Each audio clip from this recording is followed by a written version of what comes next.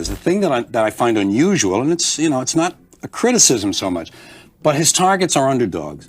And comedy traditionally has picked on people in power, people who abuse their power. Women and gays and immigrants are kind of, to my way of thinking, underdogs. Years later, the late George Carlin's words ring true.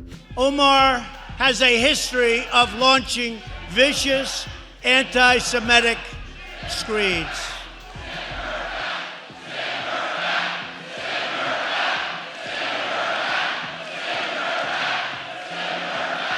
With no finer example than Trumpism. Well, I said it a long time ago, we're in a pre-fascist state.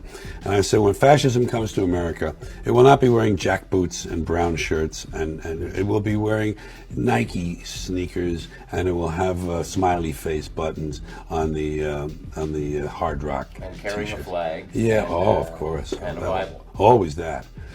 But I've never been comfortable because I'm at heart a lefty. Once again, these are points made eons ago, alas.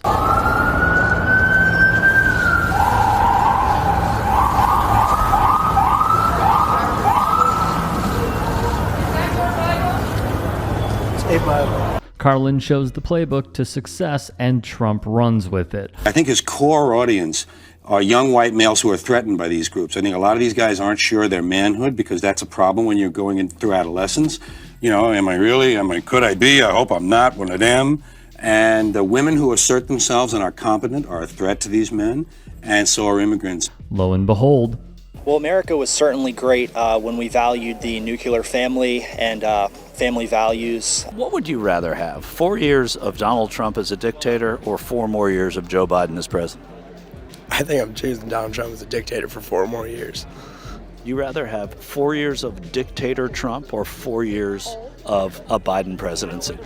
4 years of a dictator Trump. Yeah, I'm going dictator Trump for sure. So that's why we as an audience then will laugh. You say we, I don't think you're no. But I think the you're collective we. I think that's what is at the core of that experience that takes place in these arenas. Is a certain, a sharing of anger and rage at these targets. Anger and rage at certain demographics? Much fun. I love it. I love it. We having a good time? USA.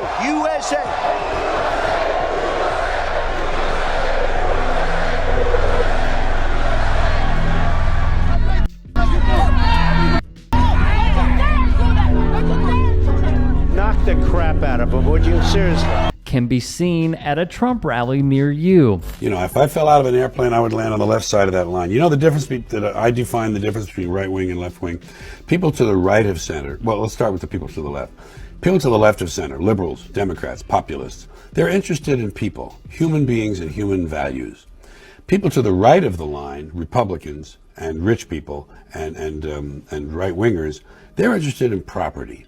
Property, not people. These are big facts from George Carlin. Anarchy, hatred, chaos, rioting and looting, destruction and arson, riots and lawlessness spread throughout our country. Rioting, looting, vandalism, assaults, and the wanton destruction of property. The crime and those stores being broken into and the looting. Take the 2020 summer protests. Trump and co. proved it, as they always do. And they're soulless. They're without soul. They don't really care. These Christians don't do Jesus' work, which is to feed the poor and take care of the ones who can't help themselves. That's what their Jesus said.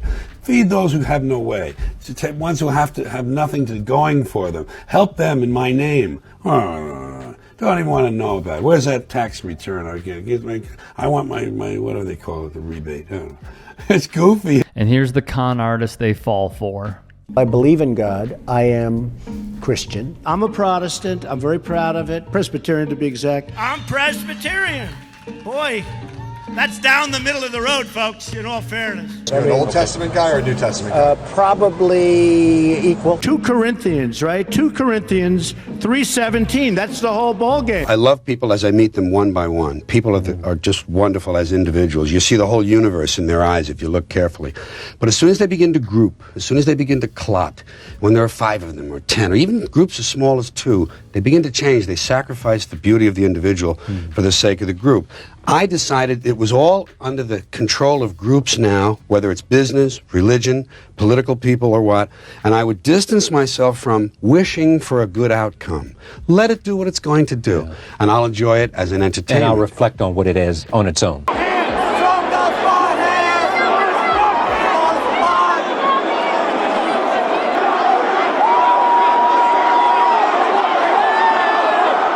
People like me from previous months, okay? Total control. Bing, bing, bong, bong, bing, bing, bing. You know what that is, right? Are we going to someday elect a satirical president, a guy who really has no intention of having he's doing it as a sales tool for something else? Well, we're working on it. Power does what it wants. Power does what it wants. And now they're just more naked about it. Now they just put it right out front and say, this is what we're doing to you folks. It's, this country's finished. It's been sliding downhill a long time. And everybody's got a cell phone that makes pancakes, so they don't want to rock the boat. They don't want to make any trouble. People have been bought off by gizmos and toys in this country, and no one questions things anymore. All right, so there are many different ways that people will take this piece, and that is totally, completely fine. Before we get into it, if we missed any story, if you would like to send us a story, get at me on Twitter, on TikTok, and on Instagram. Send me a DM, send me a link, and we'll look into it. How I view this is rather simple. What we have in this current landscape is not that comedians are going on podcasts and hosting their own shows and saying you can't say anything anymore.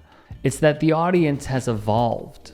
Jokes that would work 50, 30, 10, 5 years ago don't resonate anymore. That's also just how the audience evolves with time. Are the same plays in the NFL going to work over and over again? Maybe one will hit, depending on the game situation. But these are completely different revamped playbooks. These are not fullback dives on the goal line anymore. In addition, when I hear someone like a Bill Maher complain and kvetch, Yiddish, about how everyone is just too sensitive. No, it's not that we're too sensitive. It's that our tastes have just gotten better. We appreciate more creativity instead of using typical racial stereotypes. In addition, one thought that continues crossing my mind is one of those clips of George Carlin where he did say, and it is the same exact theme that many in media take as well, which is calling out elites, calling out the powerful. That is in. That will always be in because they have unchecked power. Calling out those that can't afford a roof over their heads, or calling out those who are marginalized, calling out those that are an oppressed community, there's no real value in that. Because what it does is it shows that you're just kind of a terrible person if you keep doing it. And then you double down. And then you triple down. It's twofold. It's, I'm just stubborn and I'm going to continue doing this because I want to show I'm a strong man and I'm not canceled even though I keep getting gigs. And the other is waving the white flag and being like, yeah, maybe I'll just go back to the drawing board, which doesn't seem incredibly difficult. I could never be a comedian. I know some are going to be like, oh, really? I think it's one of the most difficult jobs, and I feel like I'd pull a DeAndre Reynolds if I went up there. And I understand their job is insanely difficult, and making it in comedy, insanely difficult. But to go for this low-hanging fruit, what it'll potentially get you is the Jim Brewer, Rob Schneider, post careers of performing on a paywall from Fox News. Maybe they're getting paid for it. Don't know. All I know is people aren't watching.